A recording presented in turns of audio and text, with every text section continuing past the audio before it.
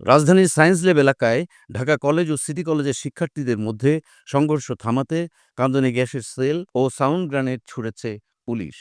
বুধবার বেলা পৌনে ৩টার দিকে এ সংঘর্ষ শুরু হয়। এতে সায়েন্স ল্যাব এলাকায় যানবাহন চলাচল বন্ধ হয়ে যায়। ফলে ওই এলাকার সড়কগুলোয় অসহনীয় যানজটের সৃষ্টি হয়। সংঘর্ষে উভয় পক্ষের অন্তত ৩০ শিক্ষার্থী আহত হয়ে ঢাকা মেডিকেল কলেজ হাসপাতালে চিকিৎসা নিয়েছেন বলে জানা গেছে। দুই পক্ষের পাল্টাপাল্টি ধাওয়ার মধ্যে বিকেল ৪টার দিকে পরিস্থিতি নিয়ন্ত্রণ করতে কাঁদুনে গ্যাসের শেল ছোড়ে পুলিশ। এরপর সিটি কলেজের শিক্ষার্থীরা পিছু হটে। ঢাকা কলেজের শিক্ষার্থীরা সায়েন্স ল্যাব মোড়ের কাছে কিছুক্ষণ অবস্থান নেয়। দুই কলেজের শিক্ষার্থীদের এই সংঘর্ষের পেছনে রয়েছে গতকাল মঙ্গলবারের একটি ঘটনা।